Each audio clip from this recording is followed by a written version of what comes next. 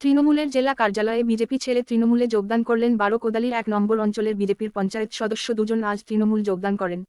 এই বিষয়ে তৃণমূলের জেলা সভাপতি অভিজিৎ দেব ভৌমিক বলেন, তুফানগঞ্জ বিধানসভা কেন্দ্রের বারোকোদালি ১ নম্বর অঞ্চলের ১৮টি গ্রাম পঞ্চায়েত সদস্যের মধ্যে ১০ জন আমাদের পক্ষেই ছিলেন। এখানকার প্রধান সুদর্শন রায় আমাদের তৃণমূলে যোগদান করেছেন। আজ আবার নতুন করে ২ জন পঞ্চায়েত সদস্য যোগদান করেন, প্রমীলা বর্মন এবং গীতা বর্মন। আজ এই দুজন যোগদান করেন। এই দুজনের মধ্যে একজন ১৫৪ নম্বর বুথের এবং ১৫১ নম্বর বুথের পঞ্চায়েত সদস্য ছিলেন তুফানগঞ্জ বিধানসভা কেন্দ্রের। এই বিষয়ে জেলা সভাপতি বলেন, তারা যখন বিজেপিতে থেকে কাজ করতে পারছিল না, তারপরই তারা তৃণমূলে যোগদান করেন। এখন সেখানকার কাজের উন্নয়নের জন্য আমাদেরকেই কাজ করতে হবে, সেই দিকে আমরা লক্ষ্য রাখব। এই বিষয়ে যোগদানকারীরা বলেন, আমরা যতদিন বিজেপিতে ছিলাম ততদিন আমরা মানুষের জন্য উন্নয়নমূলক কোনো কাজ করতে পারছিলাম না, তাই আজ তৃণমূল এলাকায় এসে জেলা সভাপতি হাত ধরে দলীয় পতাকা হাতে তুলে নিলাম।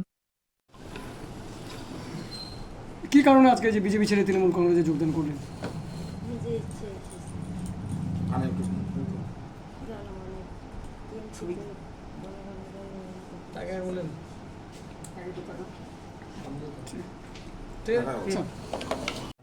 কি কারণে আজকে যে বিজেপি ছেড়ে তৃণমূলে যোগদান করলেন?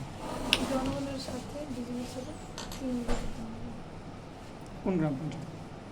কোন গ্রাম পঞ্চায়েত থেকে এসেছেন? তাহলে কি বিজেপিতে থেকে কোনো কাজ করতে পারছিলেন না? নামটা দিদি, আপনার নামটা বলুন। ঠিক আজকে নমস্কার। আমরা তুফানগঞ্জ বিধানসভা কেন্দ্রে বারোকোদালি ১ নং অঞ্চল, এখানে ইতিপূর্বেই আমরা ১৮টি গ্রাম পঞ্চায়েতের মধ্যে ১০ জন আমাদের পঞ্চায়েত সদস্য আমাদের দলের পক্ষে ছিলেন, যোগদান করেছিলেন। এখানকার প্রধান সুদর্শন রায়, তিনিও আমাদের দলে যোগদান করেছিলেন।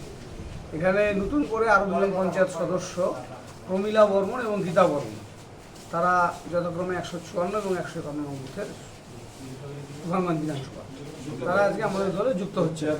তাদের কাছে আমরা দলীয় পতাকা তুলে দিচ্ছি এবং আগামীতে এই এলাকাগুলোতে কাজের এবং উন্নয়নের দায়িত্ব এটা আমাদেরকে নিতে হবে। কারণ তারা যে উদ্দেশ্যে যোগদান করেছেন তাতে এলাকার মানুষের জনসমর্থন নিয়ে তারা জয়ী হয়েছে, মানুষের প্রতি দায়বদ্ধতা আছে, মানুষের জন্য কাজ করতে হবে। পঞ্চায়েত সমিতি, জেলা পরিষদ, পশ্চিমবঙ্গ সরকার সব কিছুই তৃণমূল কংগ্রেসের অনুকূলে। সেখানে বিজেপিতে থেকে তারা কাজ করতেও পারছিলেন না, বিজেপি নেতৃত্বরাও সেখান থেকে কোনো সহযোগিতা তারা পাচ্ছিলেন না। সেই ক্ষেত্রে তৃণমূল কংগ্রেসের মামাটি মানুষের নেত্রী মমতা বন্দ্যোপাধ্যায়ের এই উন্নয়ন যজ্ঞে তারা সামিল হতে আজকে যোগদান করেছিলেন।